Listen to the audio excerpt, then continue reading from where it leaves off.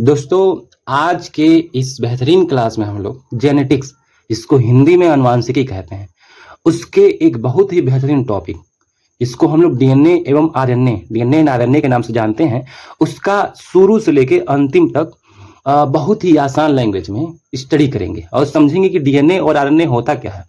दोस्तों, अगर हम किसी भी वनडे एग्जाम या बायोलॉजी बेसिक साइंस को पढ़ते हैं तो इन दोनों का नाम हम लोग जरूर देखे होंगे कि डीएनए किसे कहते हैं, आरएनए किसे कहते हैं, और ये बार बार आपको परेशान करता है। अगर आप ये पूरा वीडियो देखते हैं तो मैं गारंटी के साथ कहता हूं कि आपका डीएनए और आरएनए को लेके कभी भी कोई कॉन्सेप्ट फंसेगा नहीं। मैं डीएनए और आरएनए को बहुत ही आसान भाषा में इस वीडियो में समझाने जा रहा हूं।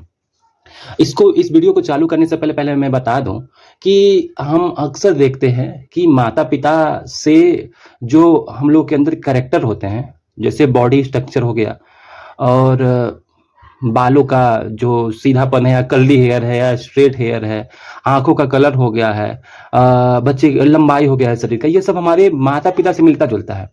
अगर पिता का या माता का बाल कर्ली है तो बच्चे में भी सेम कर्ली हेयर चला जाता है। बच्चे जो होते हैं उनका भी कर्ली हेयर या कर्ली हेयर होगा। अगर माँ बाप में किसी का आंख ब्राउन है या ब्लू है तो ठीक वही कलर बच्चों में भी जाता है। ठीक है ना। पिता की लंबाई अधिक है तो बच्चा भी लंबा पैदा होगा।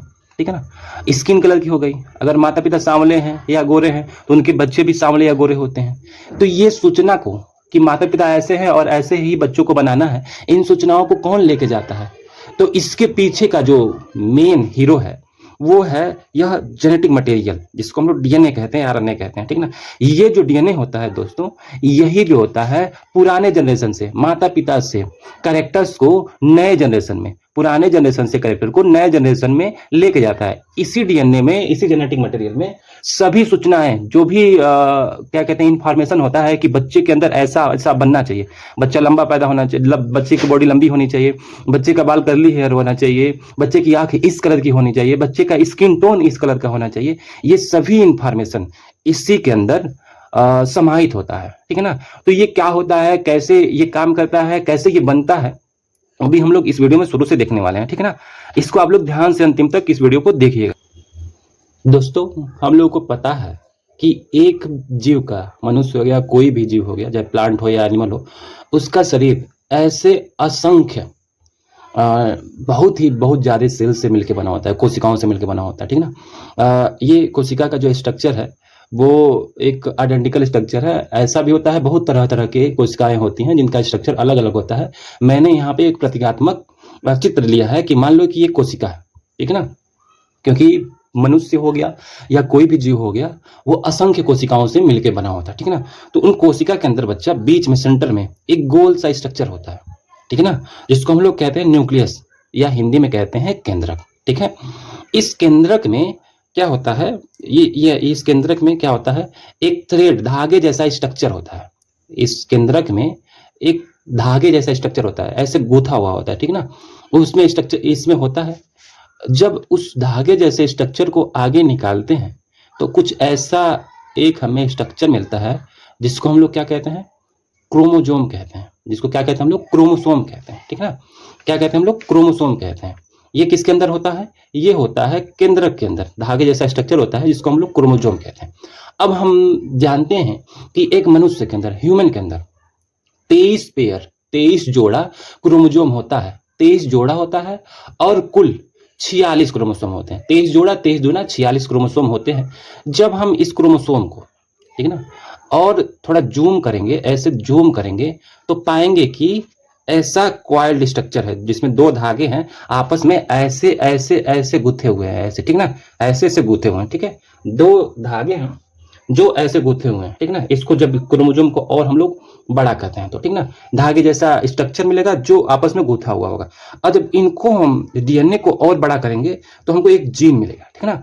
तो क्या हो गया कि एक कोशिका थी, सेल था, क्योंकि पूरा जीव जो होता है, एनिमल जो होता है, वो सेल से मिलकर बना होता है। सेल के सेंटर में एक न्यूक्लियस हो गया, इस न्यूक्लियस में धागे जैसा स्ट्रक्चर हो गया। ठीक है ना। जिसको हम लोग क्रोमोसोम कह दिए।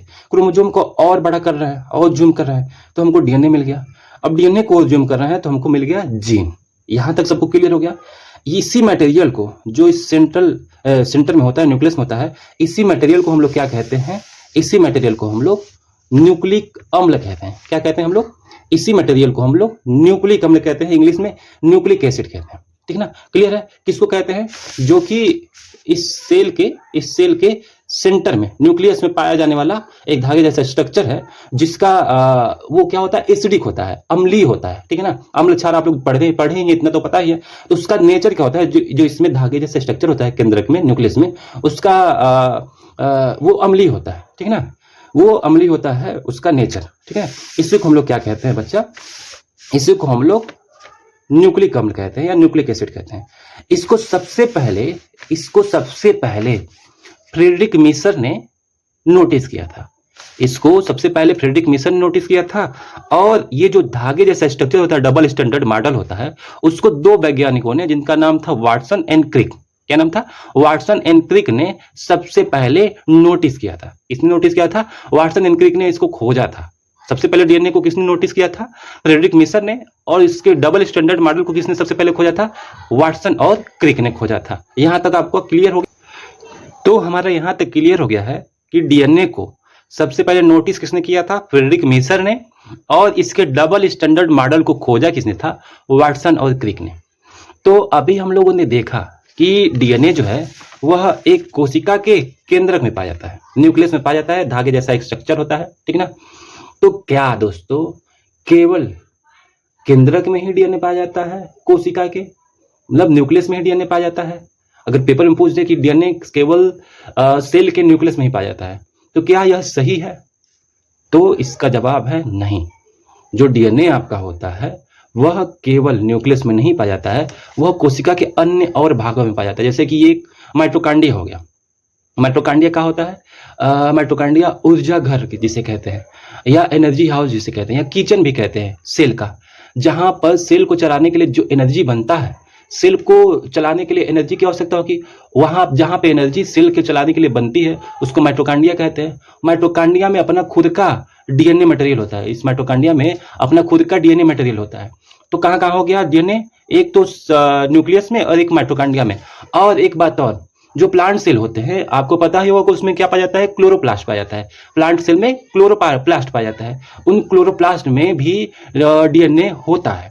तो तीन जगह पे डीएनए पाया जाता है, एक न्यूक्लियस में, और एक कोशिका के माइटोकांड्रिया में, और एक कोशिका के प्लांट कोशिका के क्लोरोप्लास्ट में। तीन जगह सेल्स में न्यूक्लियस यानी कि डीएनए पाया जाता है। डीएनए जो होता है तीन जगह पाया जाता है। एक केंद्रक हो गया न्यूक्लियस, और दूसरा हो गया माइटोकांड्रिया, और एक क्लोरोप्लास्ट, यानी कि सेल के तीन जगह पे डीएनए हमको मिलता है। अभी इसको हम लोग न्यूक्लिक एसिड या न्यूक्लिक अम्ल कहते हैं, क्योंकि ये मुख्यतः सबसे पहले न्यूक्लियस में ही खोजा गया था। तो अब आगे पढ़ेंगे कि न्यूक्लिक एसिड या न्यूक्लिक अम्ल किसे कहते हैं। तो न्यूक्लिक अम्ल बच्चा दो प्रकार का होता है, एक हो गया डीएनए और एक हो गया आरएनए। डीएनए में देखो ये कैसे किससे मिलकर बना होता है। एक होता है इसमें शुगर होगा, एक होगा क्षार, जिसको नाइट्रोजन क्षार कहते हैं, एक फास्फेट होता है। ये तीन चीजें इसमें पड़ी होती है, तब जाके एक न्यूक्लिक अम्ल बनता है। इसको आगे हम लोग पढ़ेंगे। यहाँ पे हम लोग बेसिक अंतर देखेंगे कि क्या डीएनए और आरएनए में अंतर होता है। दोनों है न्यूक्लिक अम्ल, डीएनए और आरएनए दोनों न्यूक्लिक अम्ल हैं, न्यूक्लिक एसिड हैं, लेकिन इनमें कुछ अंतर होता है, कुछ बेसिक अंतर होता है। डीएनए में डीऑक्सीराइबोज शर्करा यानी कि शुगर होता है, आरएनए में राइबोज शुगर होता है। यहाँ पे डीएनए में चार प्रकार के क्षार होते हैं, जिसको नाइट्रोजन क्षार कहते हैं। ए से एडेनिन, टी से थाइमिन, जी से गुआनिन, सी से साइटोसिन। ठीक है ना। और ठीक उसी प्रकार आरएनए में भी ए से एडेनिन होता है, टी से थाइमिन होता है, जी से गुआनिन होता है, लेकिन साइटोसिन की जगह पे आरएनए में यूरेसिल हो जाता है, यू से यूरेसिल। ठीक है ना। तो रहता तो बाकी तीनों चीज सेम है, एडेनिन, थाइमिन, गुआनिन दोनों में सेम है, लेकिन डीएनए में साइटोसिन हो जाता है और आरएनए में साइटोसिन की जगह पे क्या हो जाएगा? यूरेसिल हो जाएगा। डीएनए क्या होता है? डबल स्टैंडर्ड होता है। इसमें दो धागे आपस में उलझे हुए होते हैं, जबकि आरएनए जो होता है उसमें केवल एक ही धागा होता है, जिसको हम लोग क्या कहते हैं? एक ही धागा होता है, जिसको हम लोग कहते हैं सिंगल स्टैंडर्ड। आरएनए क्या है? सिंगल स्टैंडर्ड है। आरएनए सिंगल स्टैंडर्ड है, जबकि डीएनए डबल स्टैंडर्ड है। ठीक है ना। अभी हम लोग आगे देखेंगे कि जो आपका न्यूक्लिक अम्ल है वो किन से मिल के बना है। तो न्यूक्लिक अम्ल में एक होता है शुगर, ठीक है ना। जैसे हम लोग के इंडिया में एक कहावत होता है, चाहे एक शुभ चीज माना जाता है कि कोई भी शुभ काम शुरू करने से पहले अरे शुगर यानी कि कुछ मीठा हो जाए, कुछ मीठा चीज खाया जाता है, ठीक है ना। उसी प्रकार जब न्यूक्लिक अम्ल बनता है तो शुभ काम है ये, समझ लो एक प्रकार से, बस याद करने के लिए। तो उसके लिए सबसे पहले शुभारंभ शुगर से यानी कि चीनी या मीठे से होगा। तो शुगर हो गया। शुगर कैसा होता है बच्चा? शुगर जो होता है, शुगर हो गया, अभी देखेंगे आगे। और दूसरा क्या हो जाएगा इसमें? नाइट्रोजनस क्षार रहेगा। पहला शुगर, दूसरा नाइट्रोजनस क्षार और तीसरा फास्फेट समूह। ये तीन चीजें जब मिलती हैं तो एक न्यूक्लिक अम्ल बन जाता है, ठीक है। यहां तक क्लियर हो गया। अभी हम लोग देखेंगे कि ये जो शुगर होता है, ये जो न्यूक्लिक अम्ल में पड़ने वाला शुगर होता है बच्चा, उसमें कार्बन की संख्या 5 होती है। कार्बन की संख्या कितनी होती है? 5 होती है। इसलिए इसको पेंटोस शुगर कहते हैं, क्योंकि केमिस्ट्री में 5 को पेंट बोलते हैं, ठीक है ना। तो इसलिए इसको कहते हैं पेंटोस शुगर। और जो क्षार होता है, बेस होता है, वो कितने प्रकार का होता है? कुल 4 प्रकार का होता है। क्या कहते हैं?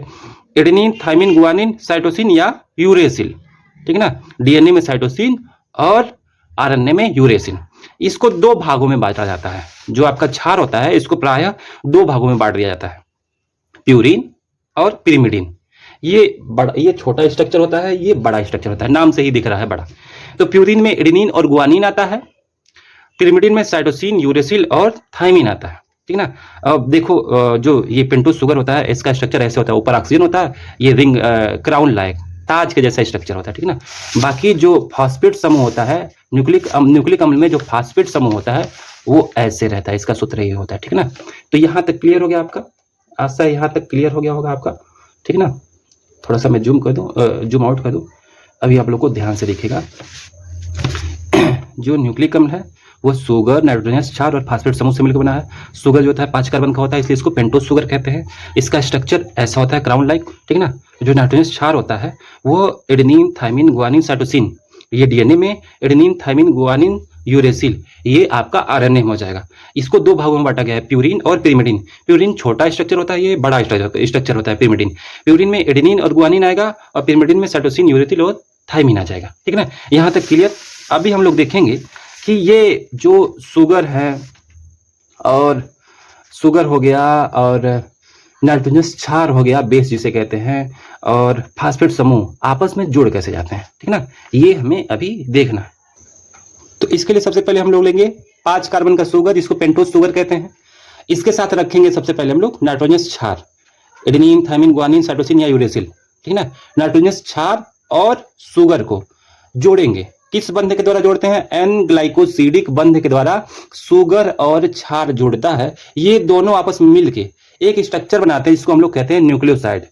न्यूक्लियोसाइड में क्या क्या होता है? शुगर और नाइट्रोजनस क्षार न्यूक्लियोसाइड में पाया जाता है। न्यूक्लियोसाइड में शुगर और नाइट्रोजनस क्षार होता है, जो एन ग्लाइकोसिडिक बंध या बॉन्ड के द्वारा जुड़ा होता है। इसको कहते हैं हम लोग न्यूक्लियोसाइड। अभी इस पूरे स्ट्रक्चर को न्यूक्लियोसाइड कहते हैं। अभी इसी जो न्यूक्लियोसाइड के शुगर में अगर हम लोग फास्फेट समूह को जोड़ देते हैं तो वो बन जाता है बच्चा न्यूक्लियोटाइड। यहां तक क्लियर है? तो न्यूक्लियोटाइड में आपका शुगर आ जाएगा, न्यूक्लियोटाइड में शुगर भी आएगा, नाइट्रोजनस क्षार भी आएगा और फास्फेट समूह भी आएगा। लेकिन न्यूक्लियोसाइड में केवल शुगर व नाइट्रोजनस क्षार आएगा, ठीक है। इसको ध्यान से याद कीजिएगा। न्यूक्लियोसाइड में केवल 2 चीजें आएंगी, पहला शुगर, दूसरा नाइट्रोजनस क्षार। लेकिन न्यूक्लियोटाइड यह एक ओवरऑल स्ट्रक्चर है। इसमें क्या आएगा? शुगर, नाइट्रोजनस क्षार और फास्फेट समूह, यह पूरा मिलके पूरा स्ट्रक्चर क्या बन जाएगा? न्यूक्लियोटाइड। अब मान लो कि ये एक न्यूक्लियोटाइड है जिसमें कि तीनों चीज मौजूद है। शुगर भी है, नाइट्रोजनस क्षार भी है और फास्फेट समूह भी है। इसको क्या कहते हैं हम लोग? न्यूक्लियोटाइड। अभी क्या होगा, ये समझ जाओ एक मोती है। ये क्या है? एक मोती है माले का। अभी जैसे माले में बहुत सारी मोतियां जड़ी गई रहती हैं, उसी प्रकार से समझ जाओ बहुत सारी न्यूक्लियोटाइड आपस में जुड़े रहते हैं। बहुत सारे न्यूक्लियोटाइड आपस में जुड़े रहते हैं और उनको बांधने का काम कौन करता है? जो धागा, जैसे मोतियों को धागे से जोड़ा गया होता है, उसे 2 न्यूक्लियोटाइड को फास्फोडाइएस्टर बंध के द्वारा जोड़ा जाता है। किसके द्वारा जोड़ा जाता है? फास्फोडाइएस्टर बंध के द्वारा जोड़ा जाता है। इसको फास्फोडाइएस्टर बॉन्ड भी कहते हैं इंग्लिश में, ठीक है ना। तो ये हो गया आपका न्यूक्लियोटाइड, न्यूक्लियोटाइड, न्यूक्लियोटाइड, न्यूक्लियोटाइड, और इसको बांधने का काम कर रहा है, धागे का काम कर रहा है फास्फोडाइएस्टर बंध। तो बहुत सारे जब न्यूक्लियोटाइड रहते हैं, जुड़े हुए रहते हैं, जब भी कोई चीज बहुत सारी संख्या में रहता है, उसके आगे हम लोग विज्ञान के भाषा में, ठीक है ना, पॉली शब्द लगा देते हैं। क्या लगाते हैं? पॉली शब्द। अगर एक न्यूक्लियोटाइड लगा तो उसको न्यूक्लियोटाइड कहते हैं। अब बहुत सारे न्यूक्लियोटाइड जब जुड़ जाते हैं उसको कहते हैं हम लोग पॉलीन्यूक्लियोटाइड, ठीक है ना। अब ये जो एक पॉलीन्यूक्लियोटाइड रहेगा लंबा सा, वो डीएनए का केवल एक धागा बनाएगा, जबकि हम लोग आगे पढ़ चुके हैं कि डीएनए में 2 धागे होते हैं, डबल स्टैंडर्ड होता है डीएनए, ठीक है ना, ऐसे होता है, ठीक है ना। ये मान लो, अच्छा एक चीज इसको पढ़ने से पहले ये ध्यान से देख लो। एक न्यूक्लियोटाइड तो दूसरे न्यूक्लियोटाइड से फास्फोडाइएस्टर बंध के द्वारा जुड़ा हुआ है। मतलब एक न्यूक्लियोटाइड समझ लो मोती है, ये एक न्यूक्लियोटाइड की मोती है, ये एक न्यूक्लियोटाइड की मोती है, और ये धागा है इन मोतियों को बांधने के लिए, जिसको कहते हैं हम लोग फास्फोडाइएस्टर बंध। ऐसे ही करके ये लंबा सा माला बन गया है, ठीक है ना। इसी माला से एक ऐसा स्ट्रक्चर निकला हुआ है, हर मोती से एक ऐसा गोल गोल सा स्ट्रक्चर निकला, हर न्यूक्लियोटाइड से एक ऐसा स्ट्रक्चर निकला है। जो क्षार होता है बच्चों एक न्यूक्लियोटाइड से, वो बाहर की तरफ निकला होता है। इस मान लो ये पूरा न्यूक्लियोटाइड है, और ये जो क्षार है नाइट्रोजन क्षार, ये इसको अंग्रेजी में नाइट्रोजन बेस कहते हैं, वो ऐसे बाहर की तरफ निकला होता है, ठीक ना। ये इतना आपको समझ में आ गया। अब मैंने डीएनए का एक धागा बनाया, डीएनए का एक धागा बनाया, ठीक है ना। डीएनए का एक धागा है, इसको मैंने गोली गोली जो बनाया है मोती न्यूक्लियोटाइड का, उसको मैंने हटा दिया। यहाँ केवल एक सीधा सा एक माले को ऐसे दिखा दिया है, ठीक है ना। इसमें इन मोतियों को हटा दिया है, आप समझ जाएंगे कि ये मोतियां हैं। लेकिन जो इन मोती से जो नाइट्रोजन क्षार बाहर की तरफ निकला था, उसको मैंने ऐसे से बाहर की तरफ निकाल लिया है। और ये तो हो गया डीएनए का एक धागा। अब डीएनए का ऐसे दूसरा धागा लेंगे, ठीक है ना, क्योंकि हमको पता है कि डीएनए में क्या होता है, 2 धागे होते हैं, इसलिए डीएनए को डबल स्टैंडर्ड कहते हैं। और आरएनए में केवल एक ही धागा होता है, इसलिए आरएनए क्या होता है, सिंगल स्टैंडर्ड, ठीक है ना। अभी इस धागे का, इस पॉलीन्यूक्लियोटाइड का नाइट्रोजन क्षार बाहर निकला हुआ है, और इस पॉलीन्यूक्लियोटाइड का नाइट्रोजन क्षार बाहर निकला हुआ है, ठीक ना। दोनों पॉलीन्यूक्लियोटाइड है, यानी कि दोनों माला जो है उनका जो है न्यूक्लियोटाइड से सटा हुआ जो नाइट्रोजन क्षार है बाहर की तरफ निकला हुआ है, ठीक है ना। जो नाइट्रोजन क्षार होते हैं हमने बताया था 2 होते हैं, 4 प्रकार के होते हैं, adenine, thymine, guanine, cytosine. RNA में क्या हो जाएगा, साइटोसिन की जगह पे यूरेसिल हो जाएगा। अभी बच्चा अब देखना है कि मान लो ये एक धागा है डीएनए का, और ये एक धागा है, अगर इनको आपस में जोड़े रखना है तो इनके बीच में कुछ जुड़ना तो चाहिए ना, नहीं तो ये अपना अलग रहेगा, ये अपना अलग घूमेगा, तो ये डबल स्टैंडर्ड नहीं हो पाएगा। तो इनको जोड़ने के लिए एक जो माला है पॉलीन्यूक्लियोटाइड का, उसका जो नाइट्रोजन क्षार है वो और दूसरे माले का नाइट्रोजन क्षार आपस में जुड़ जाते हैं, और ये फिक्स पैटर्न होता है। अगर इस जगह पे, इसके तरफ, इस नाइट्रोजन क्षार पे एडेनिन आया तो ठीक उसके सामने क्या आएगा, थाइमिन आएगा। एडेनिन हमेशा थाइमिन से जुड़ता है, गुआनिन हमेशा साइटोसिन से जुड़ता है। यहाँ पे साइटोसिन आएगा तो जी रहेगा, गुआनिन रहेगा, यहाँ गुआनिन आएगा तो सी आ जाएगा, साइटोसिन रहेगा, एडेनिन रहेगा तो थाइमिन हो जाएगा, ठीक ना। एडेनिन हमेशा थाइमिन से, ए हमेशा टी से, टी हमेशा ए से, गुआनिन हमेशा साइटोसिन से, साइटोसिन हमेशा गुआनिन से, जी हमेशा सी से, सी हमेशा जी से। अब याद रखना है एक और चीज, एडेनिन और थाइमिन के बीच में डबल बंध होता है, डबल बॉन्ड होता है, और गुआनिन और साइटोसिन के बीच में ट्रिपल बंध होता है। ये बंध कैसा होता है, सबसे वीक बंध होता है, वीक बॉन्ड होता है, केमिस्ट्री में हम लोग पढ़े हैं, जिसको हम लोग हाइड्रोजन बंध कहते हैं, हाइड्रोजन बॉन्ड कहते हैं। हाइड्रोजन बॉन्ड जो होता है वाटर के मॉलिक्यूल में भी पाया जाता है, वाटर के 2 मॉलिक्यूल्स के बीच में भी हाइड्रोजन बॉन्ड पाया जाता है, ठीक है ना। तो यहाँ का एडेनिन इस वाले के थाइमिन से डबल बॉन्ड हाइड्रोजन के द्वारा जुड़ गया है। ऐसे जुड़ के तब जाके डबल स्टैंडर्ड डीएनए का तैयार होता है, ठीक है ना। ऐसे जुड़ने के बाद तब जाके डीएनए का डबल स्टैंडर्ड मॉडल तैयार होता है, ठीक है ना। आशा है यहां तक आपको समझ में आ गया। अभी पुनः एक बार डीएनए और आरएनए को बेसिक से देख लेंगे और इनके बीच के अंतर को देख लेंगे। तो डीएनए का जो स्ट्रक्चर होता है वो डबल स्टैंडर्ड होता है। डबल स्टैंडर्ड क्योंकि इसमें 2 पॉलीन्यूक्लियोटाइड आपस में जुड़े होते हैं, जबकि आरएनए क्या होता है, वो सिंगल स्टैंडर्ड होता है। इसमें केवल एक ही पॉलीन्यूक्लियोटाइड की लंबी सी चेन होती है, यानी कि लंबी सी माला होती है, इसलिए इसको सिंगल स्टैंडर्ड कहते हैं, इसको डबल स्टैंडर्ड कहते हैं। डीएनए में जो शुगर यूज होता है उसको कहते हैं डीऑक्सीराइबो शुगर। डीएनए में जो शुगर यूज होता है, क्योंकि हमको पता है कि जो न्यूक्लिक अम्ल होता है डीएनए और आरएनए 3 चीजों से मिलकर बना है, डीऑक्सीराइबो शुगर और नाइट्रोजन क्षार, नाइट्रोजन बेस और फास्फेट समूह, ठीक है ना, 3 चीजों से मिलकर बना है। उसी प्रकार हम लोग देखेंगे कि डीएनए में कौन सा शुगर होगा, डीऑक्सीराइबोज शुगर, इसलिए इसको कहते हैं डीऑक्सीराइबो न्यूक्लिक एसिड। क्यों कहते हैं, क्योंकि इसमें डीऑक्सीराइबोज शुगर होता है। डीऑक्सीराइबोज शुगर होने के कारण डीएनए को क्या कहते हैं हम लोग, deoxyribose nucleic acid, deoxyribose sugar के कारण, ठीक है ना। और इसमें कौन कौन से क्षार होते हैं, एडेनिन, थाइमिन, गुआनिन और साइटोसिन। एडेनिन, थाइमिन, गुआनिन और साइटोसिन, इसमें नाइट्रोजनस क्षार होते हैं। ये तो हो गया आपका डीएनए। अभी देखेंगे हम लोग आरएनए। आरएनए सिंगल स्टैंडर्ड होता है, इसमें राइबोज शुगर होता है। डीएनए में डीऑक्सीराइबोज, इसमें राइबोज शुगर होता है, इसीलिए इसका नाम राइबोज न्यूक्लिक अम्ल होता है। क्या होता है, राइबोज न्यूक्लिक एसिड होता है। इसमें कौन कौन से नाइट्रोजनस क्षार होते हैं, एडेनिन होता है, थाइमिन होता है, गुआनिन। ये तीनों जो थे डीएनए में भी थे, एडेनिन, थाइमिन, गुआनिन। लेकिन जो चौथा है, यहाँ पे जो चौथा डीएनए में था साइटोसिन, उसके जगह पे यहाँ पे आरएनए में चौथा क्या हो गया, यूरेसिल हो गया। ये हो गया डीएनए और ये हो गया आरएनए। आशा है आपको यह पूरा वीडियो बहुत अच्छे से समझ में आया होगा और आपका डीएनए और आरएनए को लेके जो भी समस्या थी वह खत्म हो गई होगी कि डीएनए आरएनए कैसे बनते हैं, क्या होते हैं, ठीक है ना। ऐसे ही अन्य बहुत सारी रोचक वीडियो साइंस से जुड़ी या फिर जीएस से जुड़ी वीडियो को पाने के लिए आप स्टूडेंट विजन 360 चैनल को सब्सक्राइब कीजिए, क्योंकि ऐसे वीडियो को बनाने के लिए बहुत सारा मेहनत लगता है, ठीक है ना, बहुत हार्डवर्क करना पड़ता है। वीडियो को लाइक करिए, वीडियो को शेयर कीजिए अपने अन्य साथियों के साथ और चैनल को सब्सक्राइब कीजिए, इससे हमें मोटिवेशन मिलेगा, ठीक है ना। आपको यह वीडियो कैसी लगी कमेंट करके अपना राय और फीडबैक जरूर दीजिएगा। Thank you.